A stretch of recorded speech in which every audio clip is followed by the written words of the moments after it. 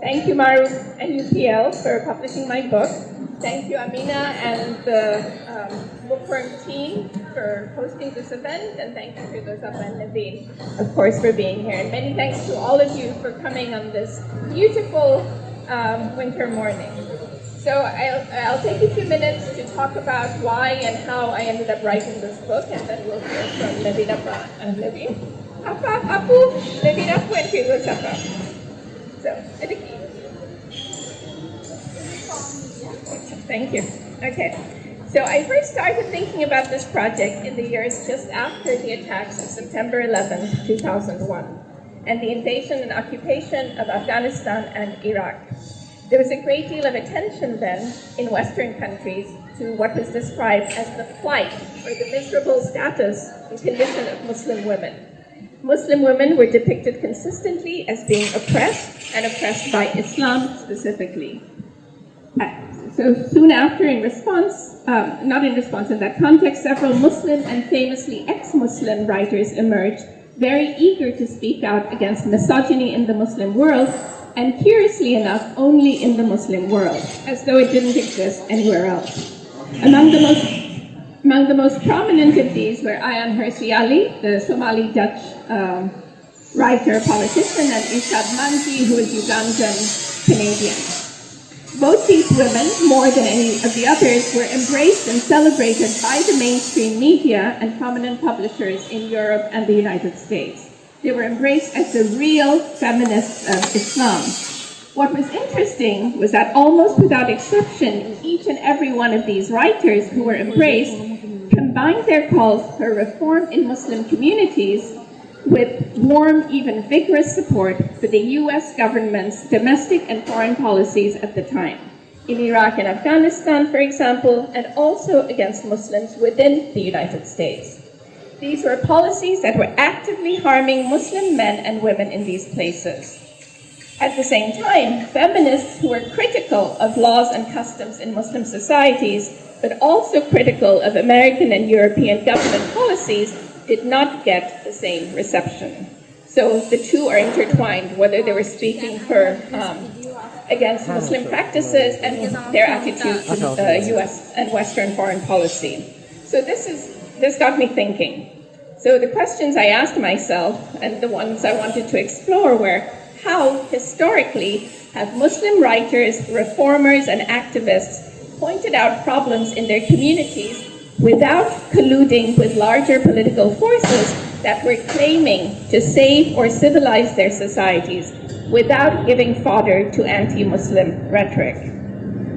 And then a second question, had Muslim women really always been depicted as meek and oppressed by the Western world?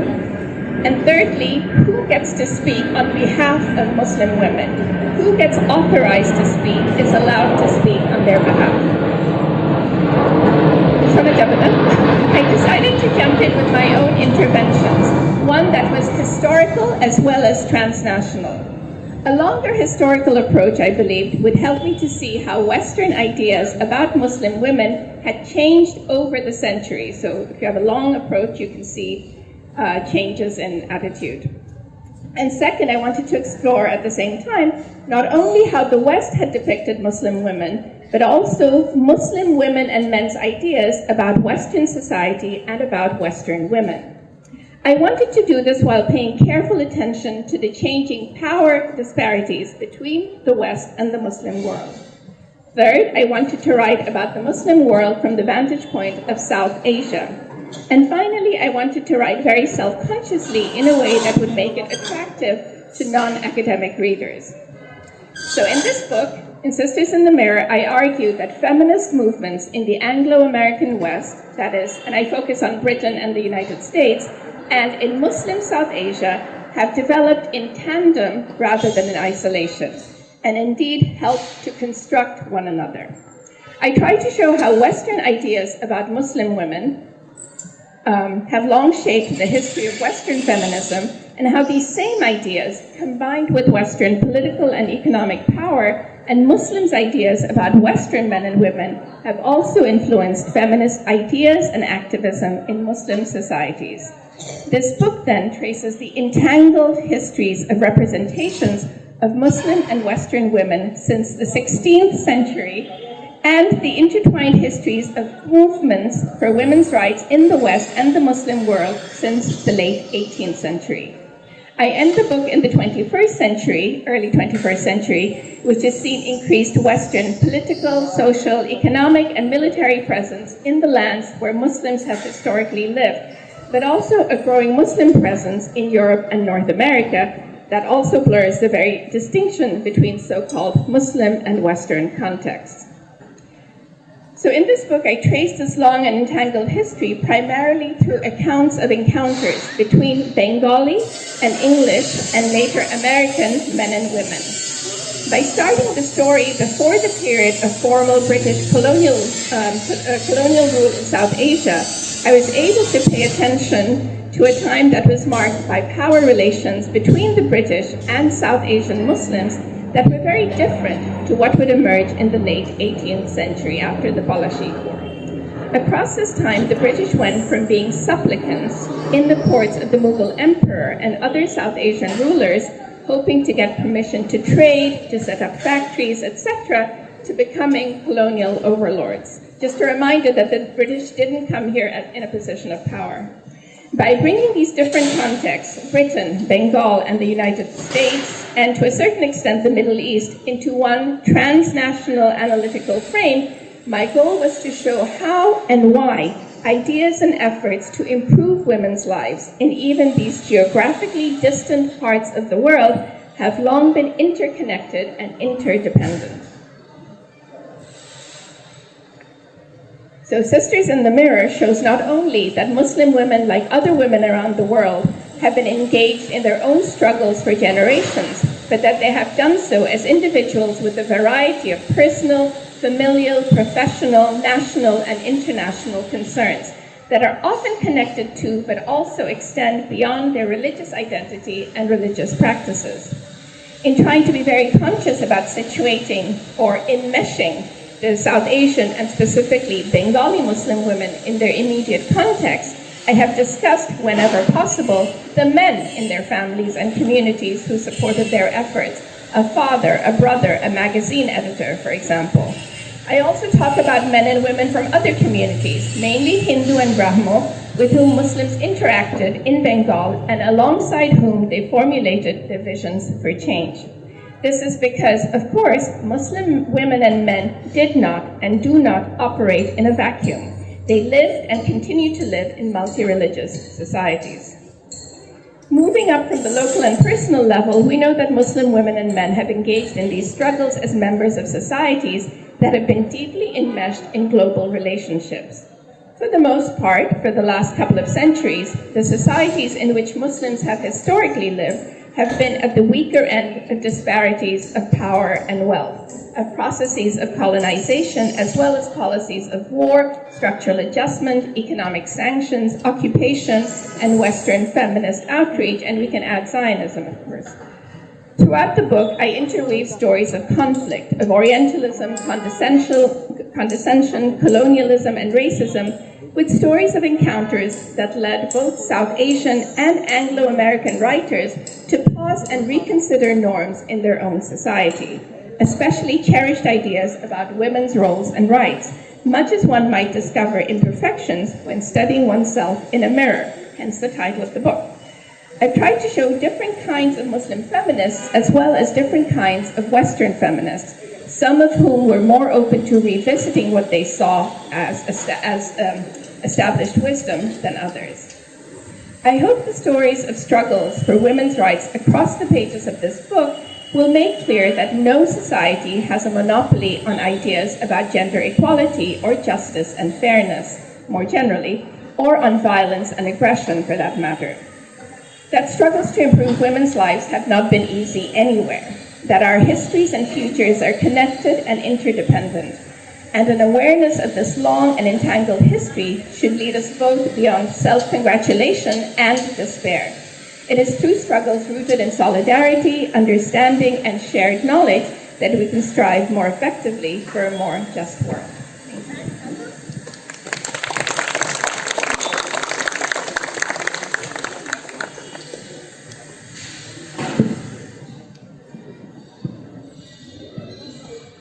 Okay, thank you for that wonderful introduction to the book.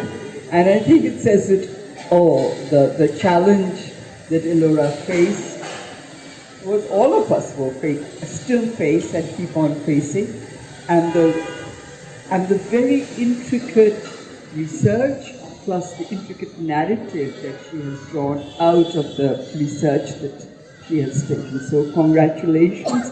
It's a wonderful book which will serve us well, and it is a book that we needed. We needed very badly, and I'm sure that all of us in our various capacities as academics, as feminist activists, as socially conscious people would love to read. And as historians of colonialism, of transnational events that are occurring today, this book gives you a very good mirror. And what makes it especially valuable to us is that the focus is from a vantage point, from a woman's point of view, as well as from a Bangladeshi, Bengali, South Asian point of view, which makes this book especially relevant to us. So I really, really congratulate and thank you. Anyway, so Sisters in the Mirror, the title itself somehow leads us to think of what the book may be about and how feminism can be constructed as sisters look at each other and at themselves in the mirror. You take from Lacanian psychoanalysis, there is a recognition and a misrecognition as we look in the mirror. There is a gap between the image and the reality. And it is in this gap that discourse is written, that movements happen, that we form our ideas and views. So I think the very wonderful image of the mirror, the trope of the mirror is very, very apt here as well. And the history of Muslim women and the global politics of feminism, as we talk about globalization today, we have to look back and see the internationalist movement that was there during the Cold War, as Elora has pointed out in her book, and transnationalism and the various bonds of sisterhood that we try to build across borders, across regions, and throughout the world. So, and there's been a lot of critique on this because that very simple connections that are drawn overlook the place of power. And that's where this book's main contribution lies, in its analysis of power and as power structures have changed from pre-colonial to colonial through the Cold War era and to today's so-called globalization. So, you know, early interventions have been those by Chandra Talpate Mohanty, people like Indrapal Grewal, etc., who have looked at the problem of transnationalism. How do we try make these bonds? And I think the issue of power has always been the most difficult one to negotiate and go over. So this book, which is largely drawn, I think, into three periods: the colonial period, and the period of the 50s and the 60s, the Cold War period, the period that I'm least familiar with. So that is a very helpful thing for me. I get to learn about it. And the third, the contemporary, which we call the global, but we can call the transnational as well, which power has become much more. Okay.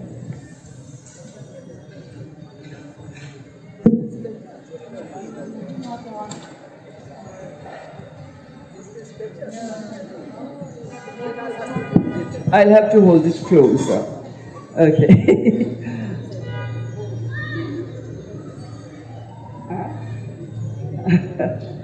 Anyway, so, yeah. One of the, I think, feats that this book has been able to perform, and there I would qualify it a bit, how well has it performed that, is the big sweep that it takes. And this big sweep that it takes, which is part of the beauty and the attraction of the book, at the same time leaves you a bit dissatisfied. You need to think, oh my God, I wish we could go further into this. I wish it had been delved deeper into. But that is in the nature of the genre. She is writing a sweeping, historical, broad sweep. So now she's given us enough khorak, enough food for us to cogitate over, for us to take forward, for us to delve deeper. And this is definitely true in all the sections that she has brought out. And the part that I'm most familiar with, the colonial encounter between the West and the East, as it played itself out in South Asia and in Bengal, is quite in depth. It brings familiar and unfamiliar names into operation, such as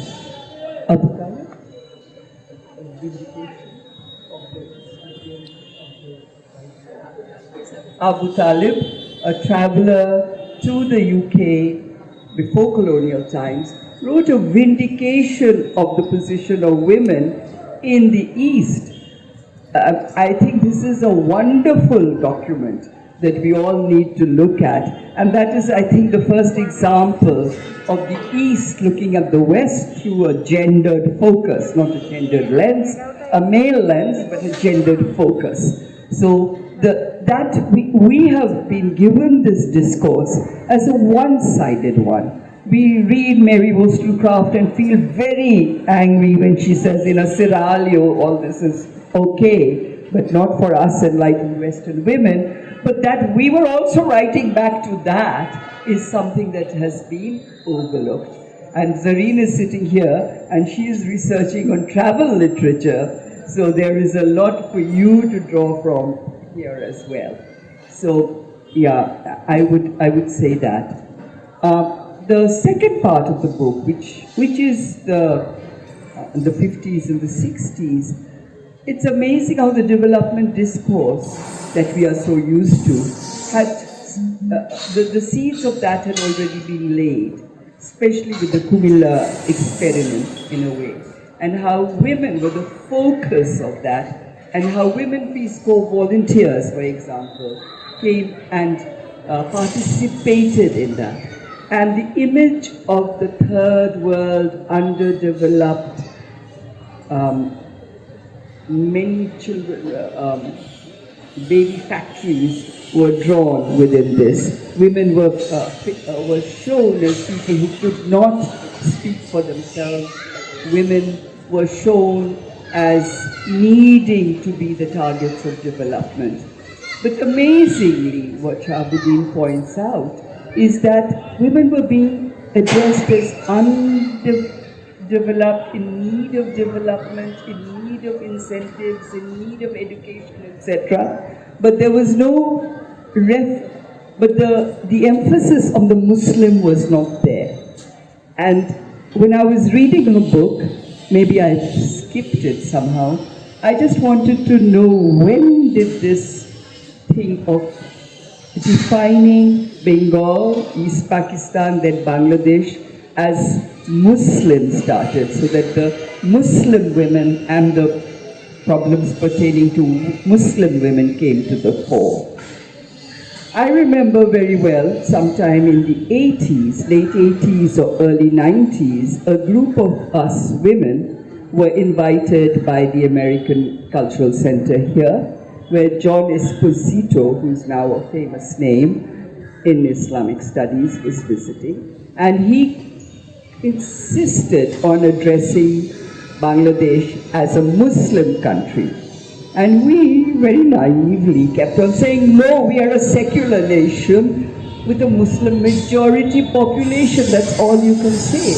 But lo and behold, we became a Muslim country, a moderate Muslim country, as he insisted at that point, very soon in all American documents, etc.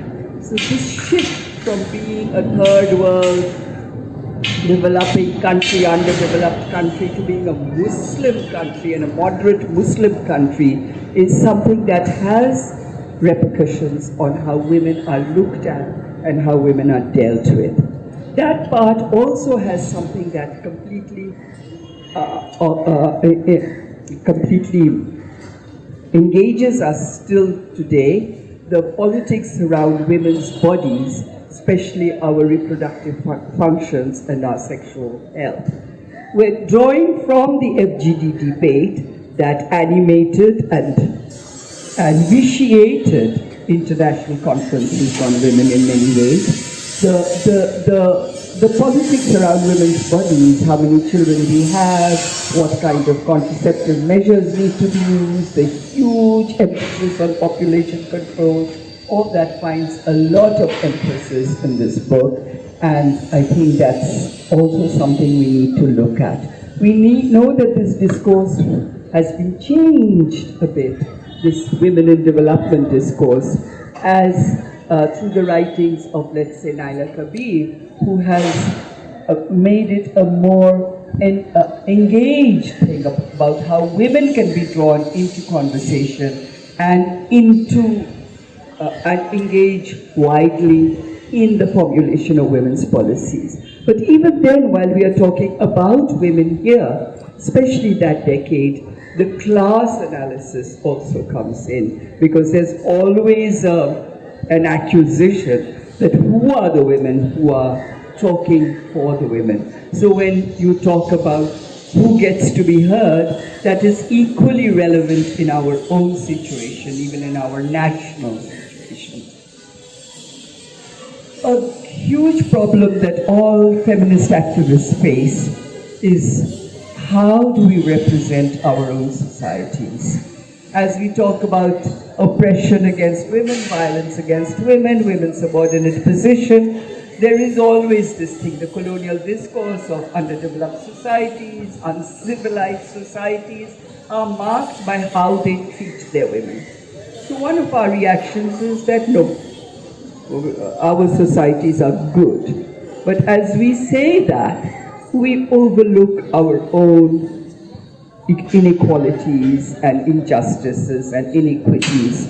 So to keep that in focus in an international situation and not fall into projecting ourselves in that old colonial framework comes back and back again. And that is most visible in the Taslima Nasreen debate. There's always a question, and we as feminists we ask ourselves, should we have stood more firmly beside her? But there is always a doubt in the feminist mind about how Taslima Nasreen was playing to the gallery. So if we hold up our iniquities, are we playing to the gallery? Or if we engage ourselves, or do we then, or not playing to the gallery, does it mean that we overlook and brush aside our own problems? I think these are questions that the book raises, and that I think the feminist movement till today is involved with. I think this is a problem we all face. But as Elora talked about the wars that have marked the 21st century, the wars on Muslim societies, wars which continue in various forms, and wars which have acquired more intensity today. So when we look at the discourse on Palestine, for example, when we speak for Palestine, we talk about children, women and children being targeted and the deaths being so high. So by bracketing women and children, we are kind of saying that women are not part of the militant, so-called militant force of Hamas. But we know about women freedom fighters, and there's wonderful references to Jamila Bupacha and the Algerian Revolution in this book. It's really if you read the book, to read it, because Jamila Bupacha for me is one of the first books I read was Jamila. And when I read Jamila Bupacha here, and Sufia Kamal going to this conference in Russia, in Moscow, and this name was the one that was most inspiring to her. This is Sisters in the Mirror, and through the ages. So I'm looking for the Jamila Bupacha in Palestine today, and I'm sure there are. Their stories we need to hear. We need to hear the stories beyond violence, the stories of resistance. I would like to come back to the politics over women's bodies, and it goes much beyond the reproduction and sexuality debate when it comes to history. One of the things that the book points out, and a question that is very dear to my heart at this moment, is because I'm working in a project with Viranganas through Nari Pokho at the moment, and the whole question of Viranganas and how the issue of abortion was brought into focus and accepted because of the Virangana issue. And called menstrual regulation, it was a very new technology in those days, and maybe experimented on with early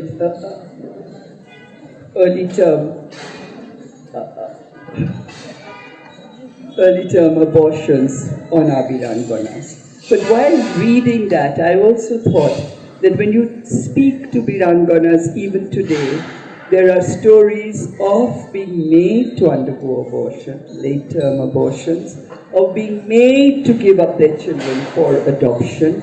And where do women get to speak about these things? And where do we learn to accept our bodies and what has happened to our bodies, even if it is violation, violence, etc., and come out with it into the open and have our lives lived the way we want them to live. So, yeah, I think the book is wonderful to be read, and I think a reading of the book will help you forward your own ways of thought. For those of us engaged in feminism, engage in more conversations and take the movement forward. So thank you.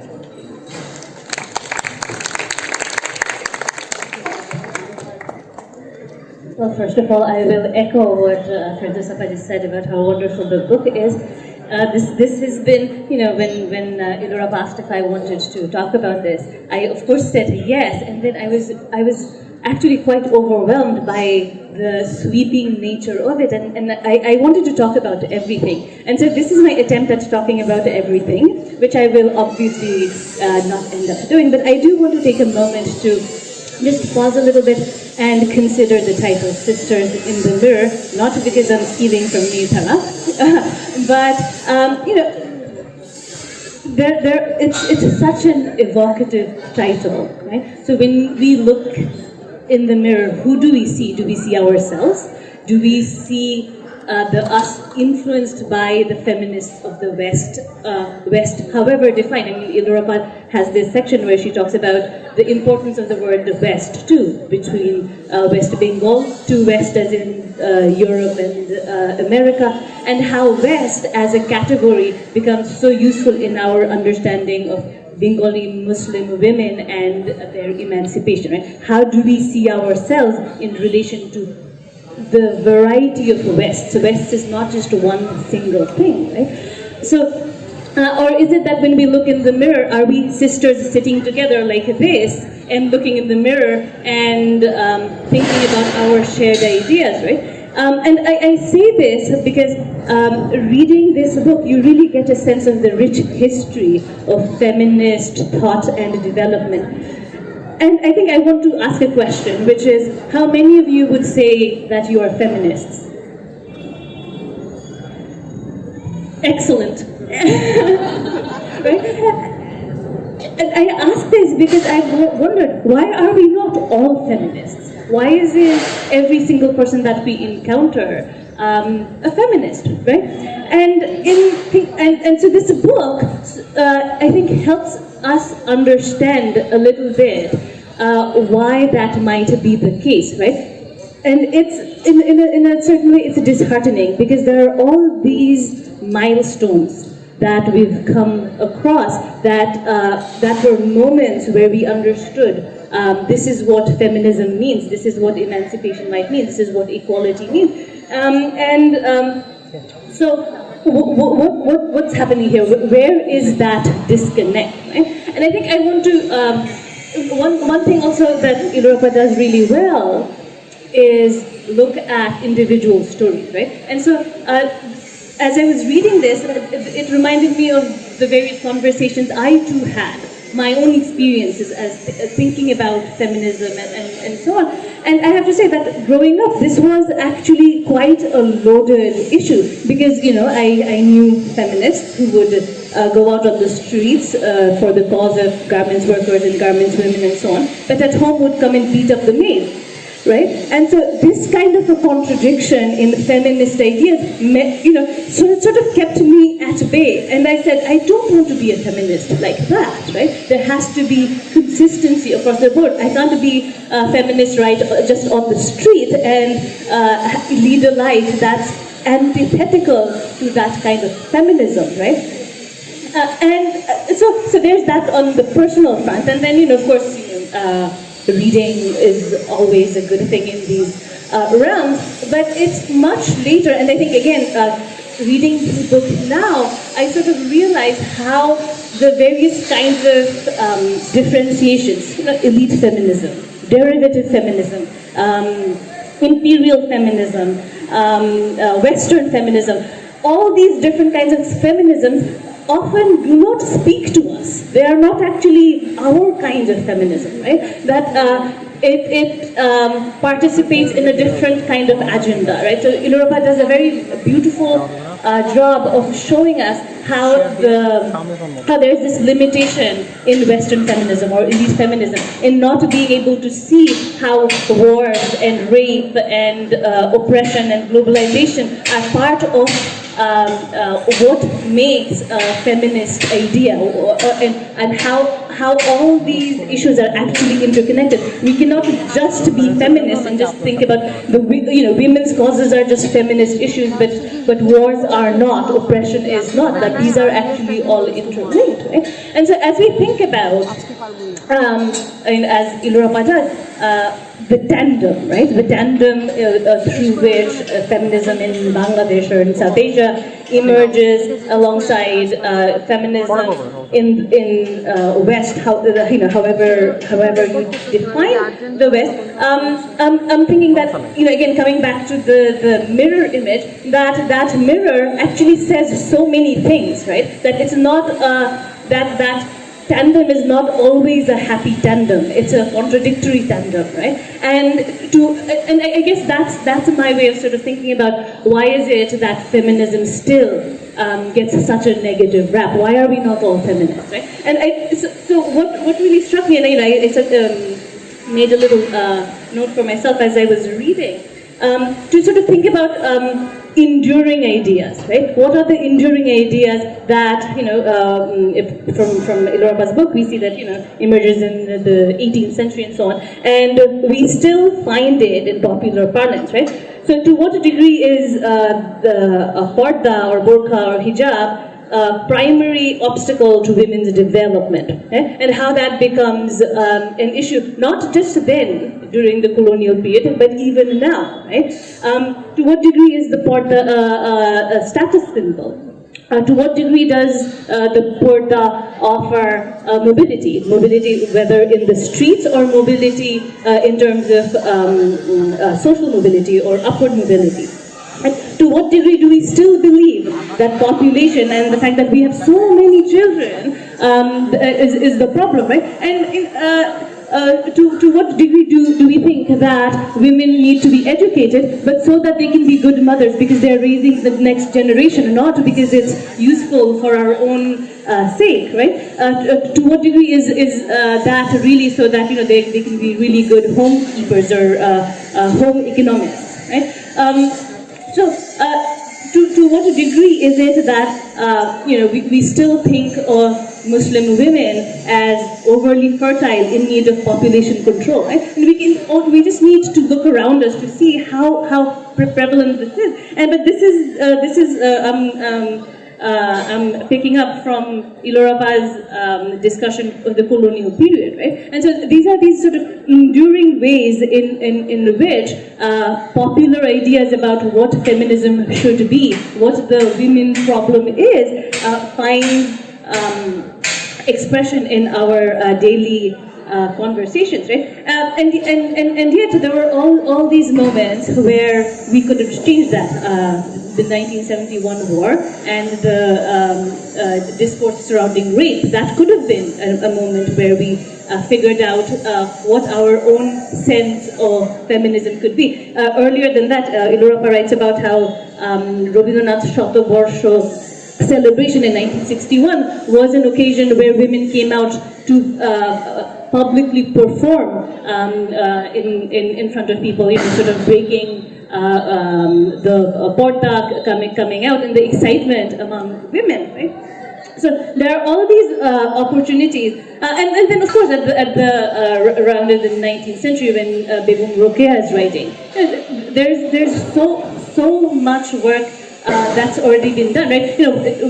Sitting here, sometimes we can mislead ourselves into thinking that we are going to fashion a kind of feminism that will be widely acceptable. But yet we have all these older texts that has already done this work, but we have failed to somehow read it in a way that makes sense to a vast majority of us, right? That why is it that we've not done that, right? But and not that there aren't problems, right? So in Begum Rokeya's writing, we see this section where in Sultana's Dream, where she writes about how women being in positions of power would mean that there will be fewer wars, less aggression, and so on. And of course, I don't know, Margaret Thatcher, Sheikh Hasina, choose your favorite leader to see that of course there's no such thing. But I feel that maybe those are some of the pitfalls,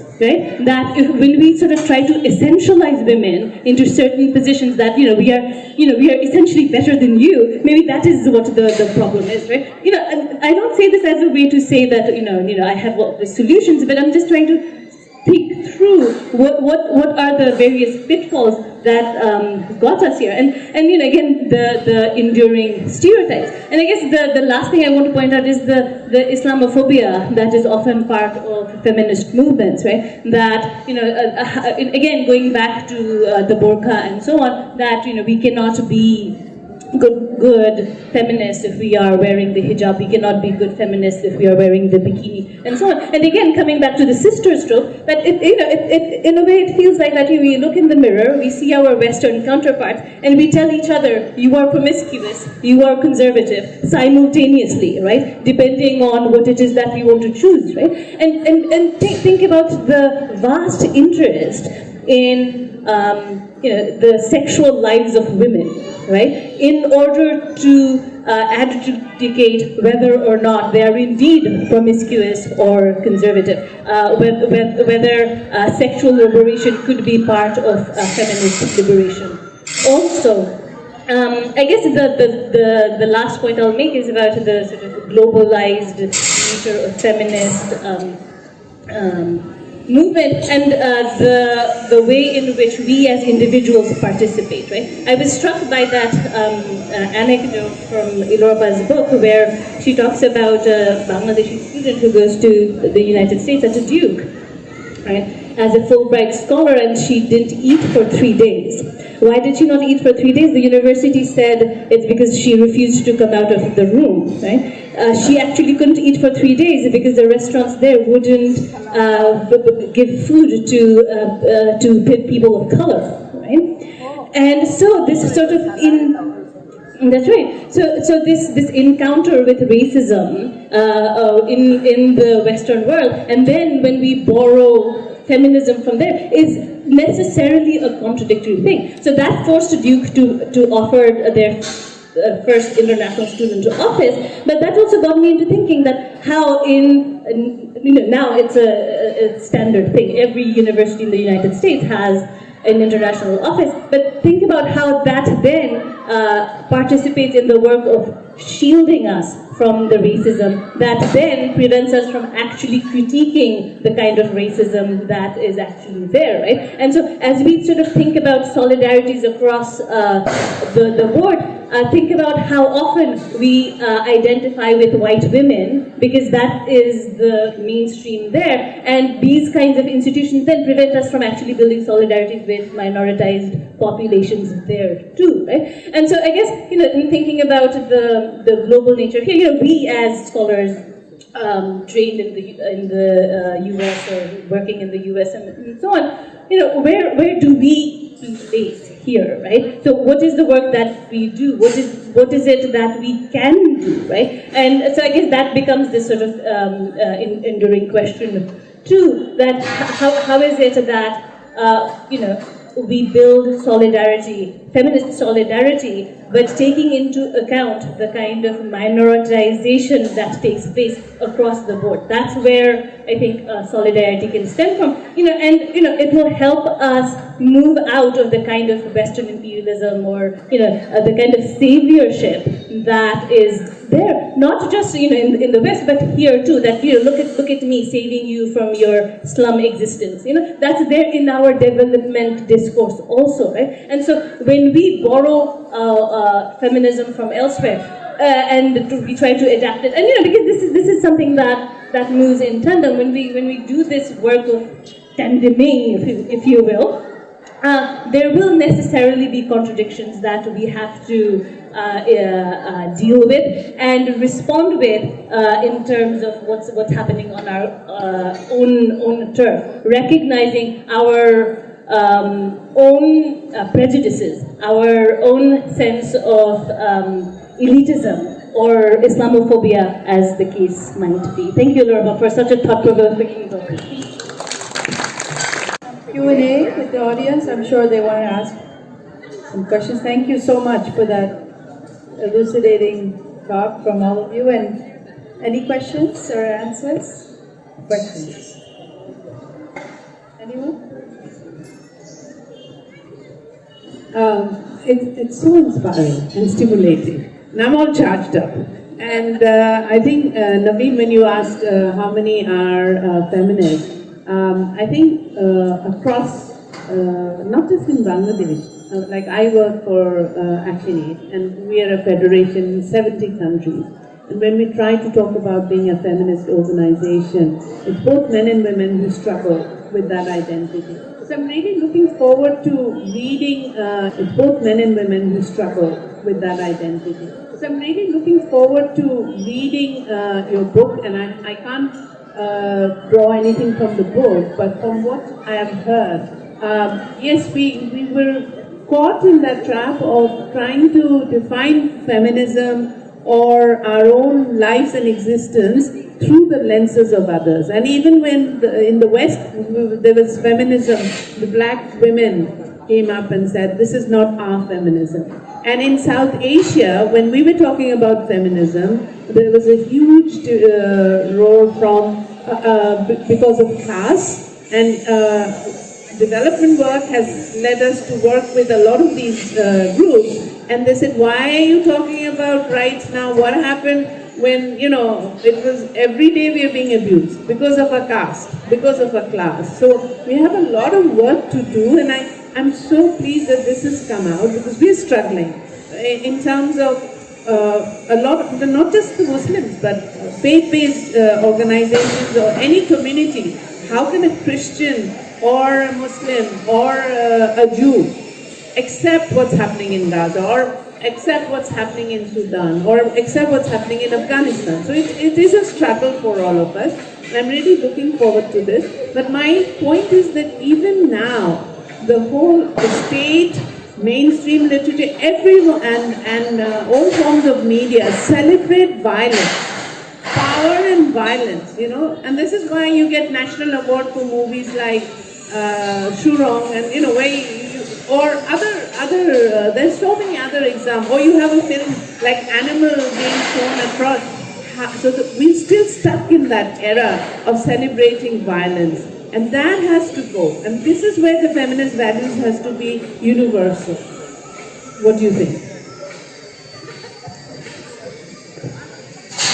Thank you, Barbara. So just to be clear, I have no answers in the book or myself, but you're making me think, and I think absolutely we have to consider, so part of the argument of the book, and I say this in the beginning, is the story told, I say there are three stories told about feminism. One is that the West invented it and then exported it to us, right? Okay. And then the other one is we've all had our indigenous feminisms, as though in a vacuum, Rokia Bolin or any of these others, that we have our indigenous feminism, and many of these books were published in the late 80s overseas. And the argument I'm trying to make is show the history of how we have developed different kinds of feminist movements, because there can never be one feminist movement in any society. Kintu, it's necessarily because of how global power disparities happened in the shadow of their representations of us. So we haven't been able to ignore that. We can't, because they give us money, they represent us, they make movies about us, they write books about us, right? So we have tried to assert our own feminism, কিন্তু it's been hard to ignore how they talk about us, or make glossy brochures about our development and our movements and all those things. So that's one thing. And then, so my idea for the book is that if we read this longer history, it gives us the tools to then think about the future. So I don't know where we're going from here, but I think I mean, absolutely violence is a feminist issue in the sense that I think most of us condemn it. Going back to Appa's point about women and children, when you say so many women and children were killed, in addition to the point you made that, you know, women are also participants in violence, in armed conflict, we are saying that it's okay to kill the men. Yeah, in resistance.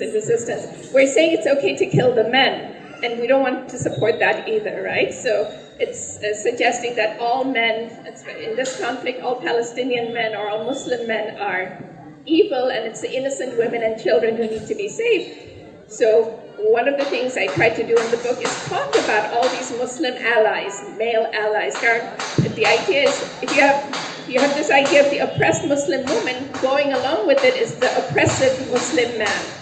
And I think most of us here have had very supportive fathers and brothers and grandfathers and uncles to help us get where we got. So that's one of the things I want to also, not for us so much, but for people who have this idea that, you know, Muslim men are all oppressive. So that's sort of a response to your women, you know, in addition to your women and children question. So I don't know how we move forward, but I think the most successful movements have tended to be issue-based rather than the feminist movement of Bangladesh.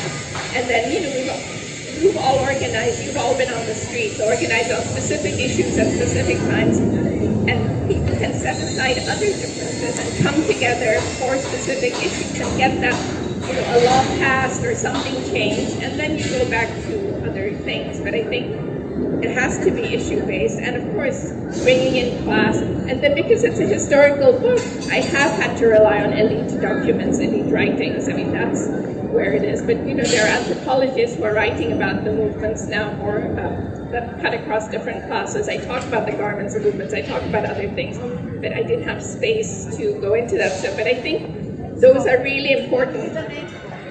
Our next book. You know, I'm going back to the Cold War period for my next book. I love that period, so that's what I'm going to focus on. Yeah. Back to the audience, no?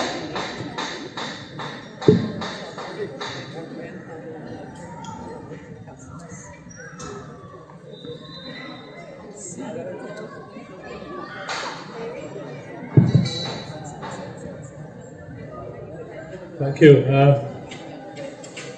This is an observation. You use the term prejudice in feminism and how prejudices are there, which actually do not promote a feminist attitude. I look at my own society at the simplest level. Some of our prejudices predate any concept of feminism. The way before that, a few hundred years old probably. One that I think is the thing of the prejudice within women themselves. For instance, a very common one, which I think many of us will probably understand, is if a daughter is born not fair, dark, she's not beautiful. And if a daughter is born fair, she is beautiful, irrespective of how much you. This is, I mean, what I'm saying, somehow certain things are defining beauty, which is actually going against the beauty that we would like to talk about as we look at feminism. So I'm wondering, when does this change? Like you say, issue-based. I think this is an issue within our society. Do we deal with it, or how do we deal with it? Thank you. I mean, just an observation. Thanks. Kalo, Farsha, Shada, I know that exists in society, and there have been campaigns. So I think it can only show her, but I know in India, very early on, Femina magazine said they would not publish matrimonial ads where they specified that the woman must be fair. I don't have the details now. Fair and lovely against fair and lovely. So a campaign could say, right? It's about becoming aware that a young woman has value way beyond the color of her complexion. So I think there have been campaigns around that against the promotion of fair and lovely, fairness cream, thank you. Or the ads na chapano where you say we seek a bride of this height and this weight and fair complexion. I think there have been campaigns. How successful it's been, I don't know, right? Kalo kintu bhalo, no, whatever. Kalo kintu, whatever. So, I mean, it's. So I think people have tried to organize. You're right, it is a prejudice here. I mean, challenge kora hocche. Sure. It's also economic. Because Forsha have dowry bomb dite hobe, biye hore jabe, and it's all about marriage. That's the only reason why a woman was born. That marriage is the end goal of absolutely. I think the only thing I'll add is that patriarchy is a system. It's not an individual opinion, right? What that means is that women are often the purveyors of patriarchy, right? It's the mother, the aunt, the elder sister who surveils the young woman and her various lives, right? And so it's not that it's only men who are patriarchal. Under patriarchy, women are also patriarchal. We all buy into that system. And even those of us who are feminists, I think there are moments I've caught myself saying, hey, that's a little odd that I'm saying that, because some of these are so ingrained in our upbringing, in our society, and so on. So it's not that just because I'm a woman, I am not going to be patriarchal, or I'm not going to be sexist, and so on. I am, as a woman, I'm equally capable of being just as patriarchal as any man.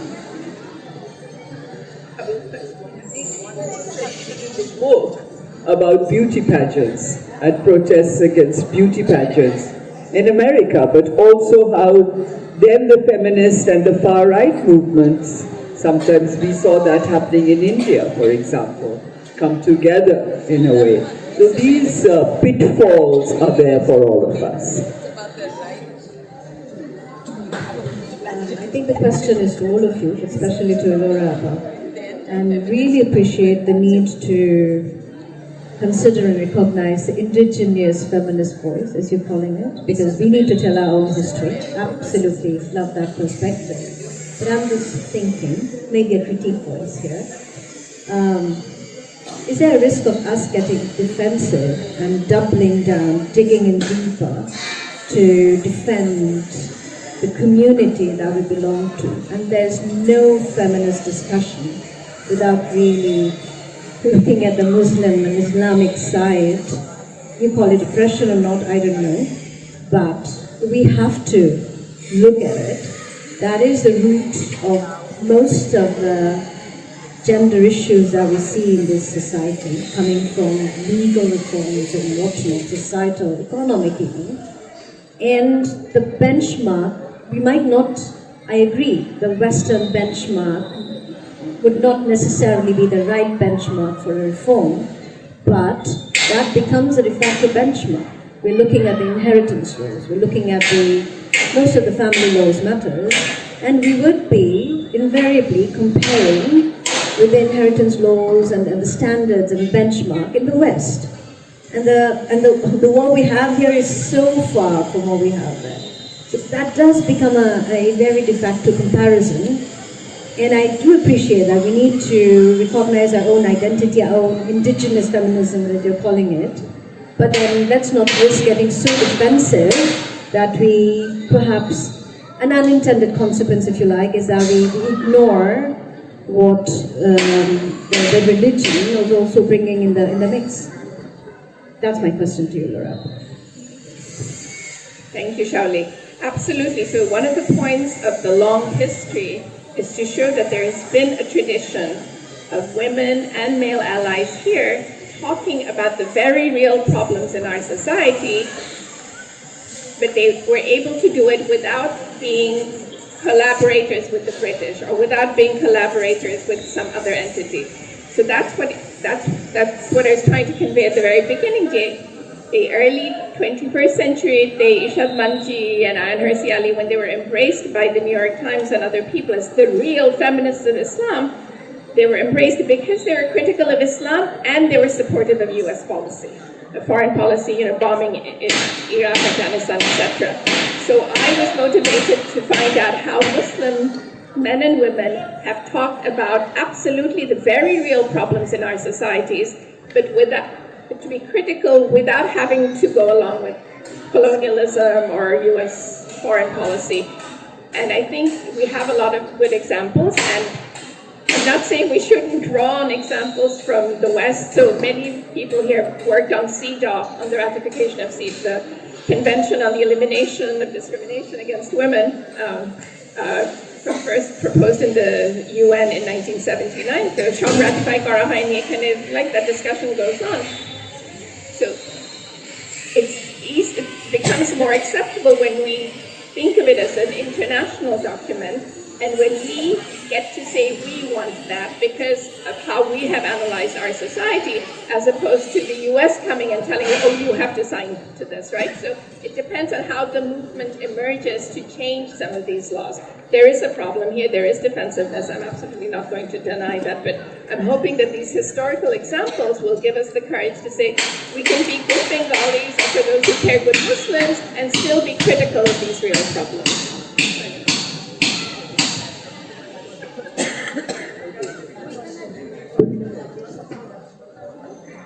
Sorry, I'm Richard, yeah. Just thinking along those lines too, I just wanted to ask us to think about how when we talk about problems that women face in Muslim societies, it's not only Muslim women who are essentialized, it's also Muslim society is then sort of lifted out of any kind of global context, right? So it becomes its own separate thing. So if we think about these problems instead as problems of the particular, that is Muslim societies, embedded within the general, which is a system of imperialism and capitalism, which reproduces and needs to reproduce the other as another, and constantly does that, then I think we arrive at a different sort of location where we're no longer being defensive, nor at the same time are we kind of isolating and breaking off from the West in that way, right? In relation to that, when we think about class, I feel so often class is brought in as another identity, right? Yet another identity to talk about. Whereas, and I feel there's something specific, and I need to learn more about this, about how garment workers in Bangladesh have brought together feminist and class issues, and how that can provide a different kind of approach to the relationship between class and gender in our discourse, in our politics. Because often it's sort of seen as an add-on. You add on gender, race, sexuality, and so on, and these are all different issues that can be either, you can sort of pick and choose which issue you're going with and then add on others as you go. But if you think about class as sort of a fundamental dynamic that works alongside patriarchy, that works alongside imperialism to produce a global system, I think we arrive at a different point. I don't know where I'm going with that, but this was what struck me in this conversation. And I just want to say I'm really looking forward to reading the book. I haven't yet. It's been sitting on my shelf for a long time. I'm really looking forward to it after this conversation. Thank you. To your first point, one of the things I did try to accomplish with the transnational frame is precisely to place East Bengal within this global system, right? I mean, nothing happens here in isolation. It's part of, whether it's colonialism, imperialism, supply chain, the garment supply chain, all of this development projects, it's part of the system, and all these things work together. On class, absolutely, I think class and privilege go together, right? Activists are able to go out and spend time on the street, no offense to my appas here, because someone is home doing the cooking and cleaning probably, right? And taking care of their children. So that's been shown about elite activists throughout, right? They can go do that because others are taking care.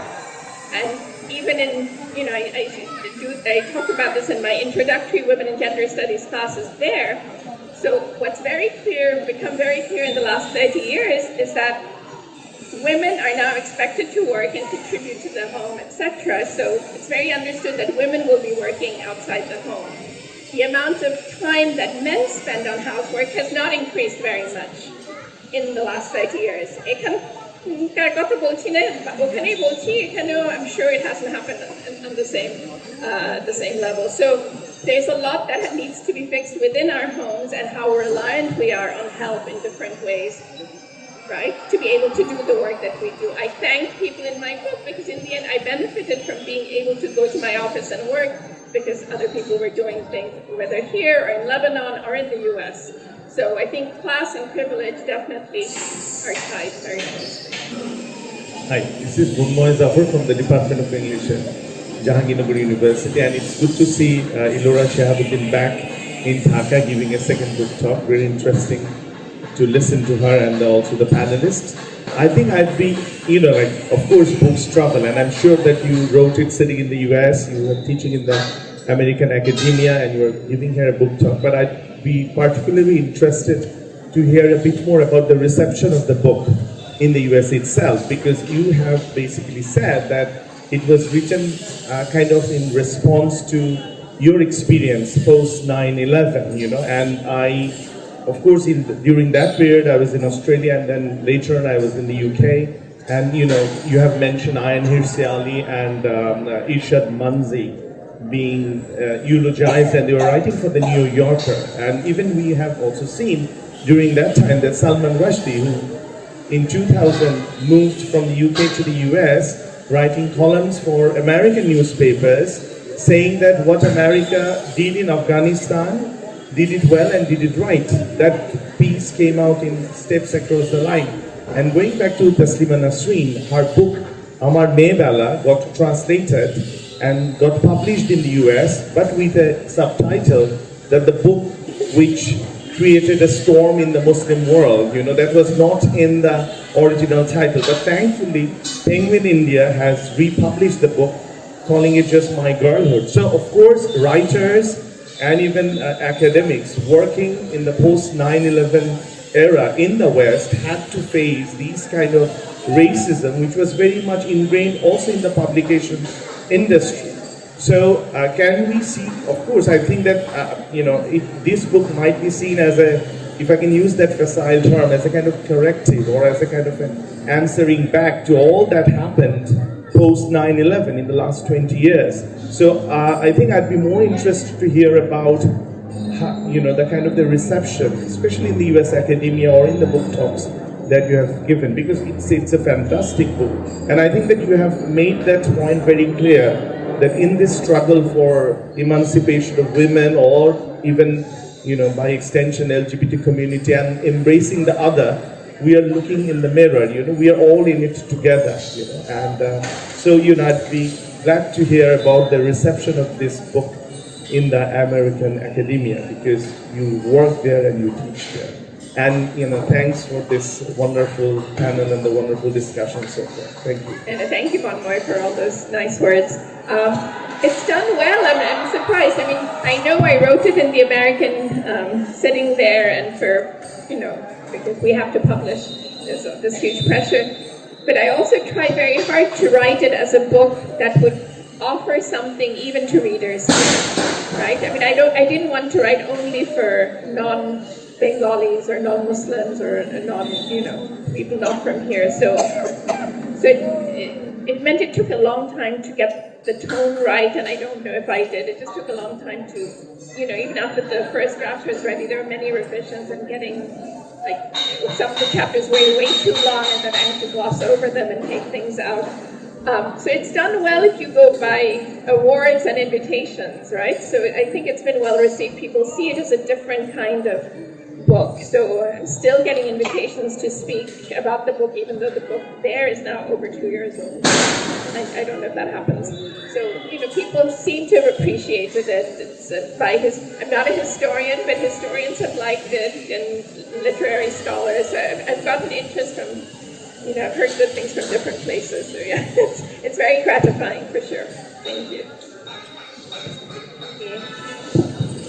I have a question. That is, you have mentioned Ayan Ishmaeli and Ishaq Munir so many times. They are also my favorite writer. So their activism is now emphasizing on reforming Islam to adapt us in the modern era. So is there any reformation activism going on in Bangladesh? I would call it a reform from the point of view of Islam, but there's a lot of talk and policies on women in Bangladesh. So if you look at the national development policies, etc., there's always a push to give women more rights, etc. But where we get stopped is where Islam comes into the picture. So we were talking about CEDAW. The reservations we have on CEDAW is regarding family laws, is regarding inheritance, because that's just where we get stopped. In the women's development policy, for example, they had to take that out. In the educational forum also, it's things about women which get protested. Now we from the women's movement really think that there is an overreaction, that there's a lack of courage in our policymakers and in our government as such, that you can just push these and it will happen. And of course, Sisters in the Mirror, we take the examples of Indonesia or of Tunisia, and we hold these up as places we can refer to.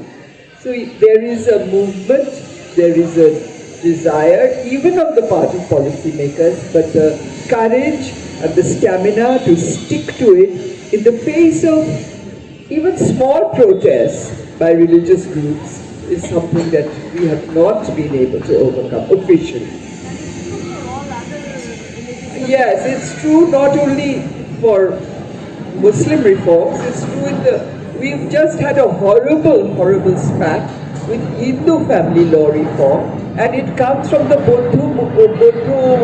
Hindu-Christian committee, and they have opposed the opposition against Hindu women. Hindu women have been vilified by them, that they are touching on our religion. So I think we need to push much more strongly. We need to get the government to push much more strongly.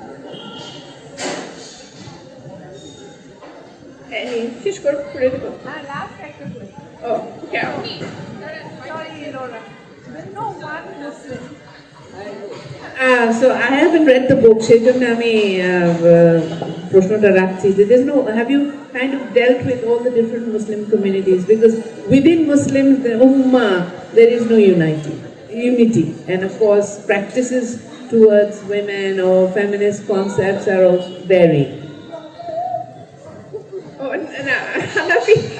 ওই মাধবের মতো যাইনি, কিন্তু I do say in the introduction that we all benefit from encountering people who are different from us, who pray differently, who eat differently, who dress differently, who don't pray at all, right? So it's not just so across different religious communities, but also Muslims and non-Muslims and non-believing anything, atheists, right?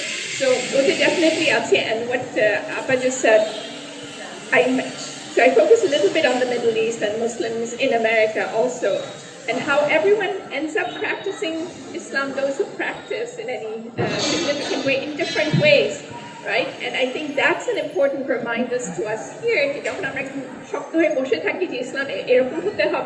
We forget that there are all these other ways of being Muslim, right? So I think that's Turkey, Balen, Tunisia, Balen, their legal reforms have been different. Sudan, I mean, all these different places, right? So they've focused on different kinds of legislation. They're focused on different kinds of issues dealing with religious-based laws. Absolutely, that there are different ways of being Muslim, and they would consider themselves perfectly good Muslims, but their issues are slightly different. So I do touch on that. Boita was already too long, and so then I have to cut back. But before I end, since the cover came up so many times, I just want to give a shout out to Taiba Begum Lipi, whose sculpture adorns the cover.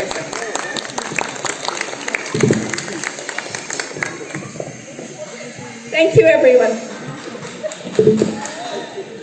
Thank you, Ilorapa and Firdaus Appa and Naveen for the wonderful discussion.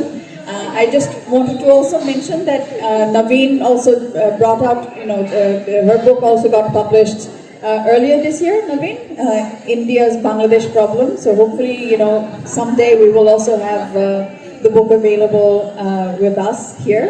And Firdaus Appa has published so many books or works with UPL. And hopefully we will also publish something by her. I will have the privilege to publish something by her. Thank you one more time. And the books will be available. Namina, if you want to announce the books. Thank you. Thank you so much for this wonderful talk and for coming, all of you, and being engaged. The books will be inside for sale, and you can get them and then come outside for signing with Elora Appa. Thank you so much, everyone. This was really wonderful.